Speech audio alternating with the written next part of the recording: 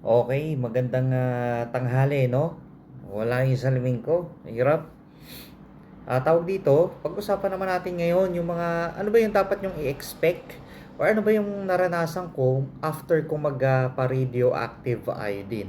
O tara, kwentuhan tayo kung ano yung mga dapat nating malaman.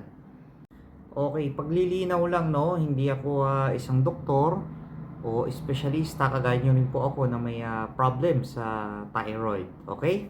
O tara, kwenta tayo. Okay, ano nga ba yung nangyari sa akin after ng radioactive iodine? Okay, after a month, ang nangyari kasi nun guys ganito, no? Babalik ka kay endo of course. Kailangan niya makita yung THS level mo. So, yun na nga, napansin niya yung TSH ko. Actually, hindi naman isang buwan, lumampas yung sa akin eh. Yung TSH ko sobrang taas, ay hindi naman mataas. Hindi naman sobra pero mataas, nasa 50 ang level ng TSH ko that time, no? 50. Kaya sabi niya, "Oh, 'yun okay na 'to. Hypo ka na.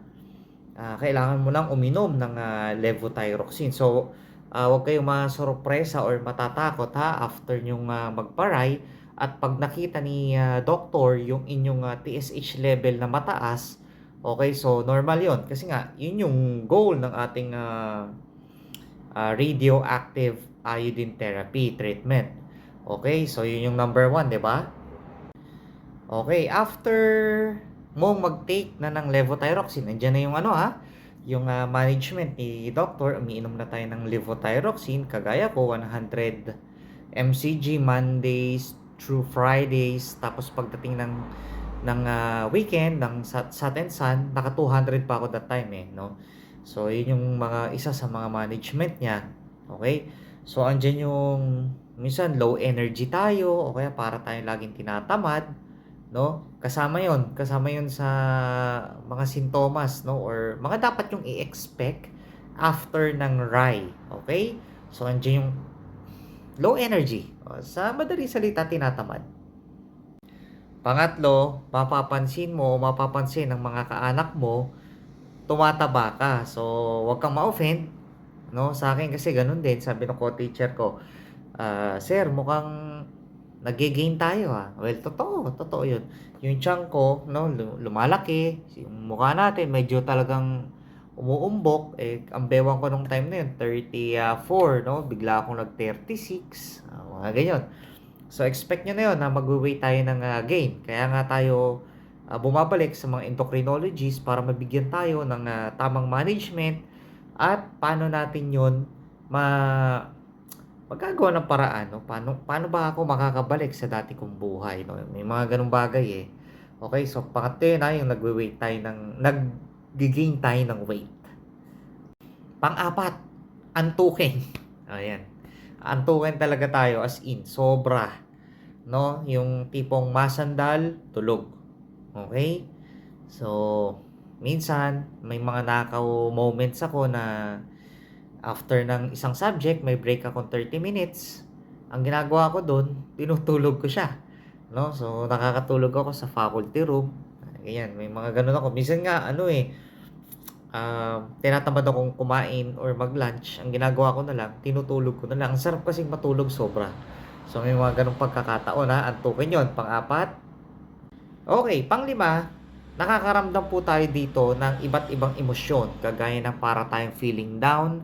Hindi ko masasabing depression kasi hindi naman clinically found or clinically diagnosed na depression. No? May mga pagkakataon na ang feeling natin, feeling empty, lonely, ah, parang wala akong silbi. May mga pagkakataong ganun tayo, no? Medyo halo-halong emosyon, ganun. Well, kasi affected dito ang ating fight and flight. Okay? Ang pinag-uusapan po natin dito, hormones ng ating katawan. So, it's normal na maapektuhan po yung ating emosyon or yung pag-iisip, no? Something like that. Okay? So, kasama po yun. Kung ano man yung nararamdaman mo, valid ka, huwag kang mag-isip ng kung ano-ano. Normal po yun na nararamdaman natin, lalo na sa kagaya nating mga pasyente na nagkaroon tayo ng problema or treatment pagdating sa thyroid. Kahit naman nag-undergo ka ng thyroidectomy o partial thyroidectomy, yung mga ganyan, or nag-dry ka, may mga ganun tayong pagkakataon. Okay? So, nakakaramdam po tayo nun. Pang-anim, pwede kang makaramdam ng panic attack. By the way, itong mga sinasabi ko ay base sa aking mga karanasan. Okay? Base rin to sa mga karanasan ng aking kakambal. Okay? At saka sa mga ibang taong nakasalamuha ko na kagaya rin ng kondisyon ko. So, pwede tayong maka-experience dito ng panic attack, no? Yung akala mo mamamatay ka na, gusto mo laging pupunta ka ng ER, may mga ganong pakiramdam. Pagpunta mo doon, ini-ECG ka, nag-2D echo ka, normal naman pala lahat. Blood chem mo o yung mga parameters mo, wala namang nakikitang problem. Pero ang gusto mo parang magpapa-ER ka lagi, no? Nakakaranas tayo yan, yung panic attack na yan. So, ako noon, sa akin, pinauwi lang ako, uwi ka na. Parang normal ka naman, wala kang problema, panic attack yan. Pero of course, may pinagmumulan yun, yung panic attack natin, no? Marami naman technique po, pwede nyong balikan yung mga video ko na nakaraan regarding doon sa mga nervyos o panic attack. Ang mapapayo ko lang, stay calm, relax lang tayo, madaling sabihin, pero i-acknowledge nyo po kung ano yung nararamdaman yung takot or panic or anxiety, kung ano man tawag natin, no? I-acknowledge mo, no, na okay, normal naman ako, ka-check up ko lang last week, ka-ultrasound ko, ka-ECG ko, kaka-2D ko, mga parameters ko sa dugo, okay naman. So, relax lang po tayo, oh. Wala namang mawawala. Okay? So, ganon ha. Expect yun. Kasama po yun after nating mag-undergo ng RAI o maoperahan po tayo sa thyroid. Okay? Okay. Pang-pito. Isipin natin pang-pito.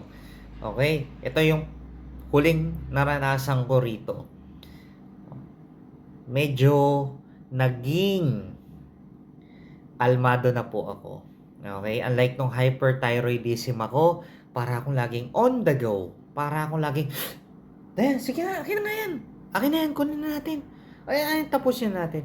Nung hypo na ako, let's say, naka-isang taon na rin mula nung nag-dry ako, naramdaman ko na to, nagiging relax na ako. Parang, sige, nangyari ba yon? Okay na. Kagaya sa mga estudyante ko noon, sir, paano yan? Hindi namin naipasa kasi may ganito kami. Usually, sinasabi ko sa kanila noon, okay, sige, isi-zero kita or bibigyan kita ng minus. Pero, na-realize ko rin in the past years, no, naramdaman ko rin na relax lang, Ray. Mga bata yung kausap ko, mga estudyante yan, bigyan mo rin naman ng konsiderasyon. No? So, naramdaman ko yung sarili ko na, sige, bibigyan pa kita ng at least 2 hours or hanggang 9 p.m. para mai-email mo sa akin yung hinihingi kong assignment, project, kung ano man yan. So, ganun, no? Naging relax ako. Kumalma na ako. Hindi yung, ano ba yan? Ano ba? Ba't ganito? Yung irritable, di ba ganun nung hyper? So, yun yung naramdaman ko, no? Ito ay base sa aking experience, ha? So, kumalma ako, yun yung pampito, no? Expect natin yun. Dumadating naman yun. Hindi to lahat, isang click, mararamdaman mo lahat. Portion by portion or day by day, may mga pagkakataon tayong paiba-iba ang nararamdaman. Okay? So, yun lang ang aking ma-share after ng right treatment. Okay? So, sana nakatulong ito sa inyo.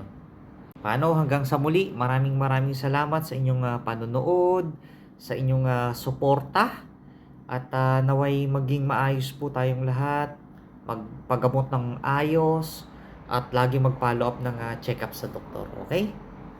God bless everyone. Thank you.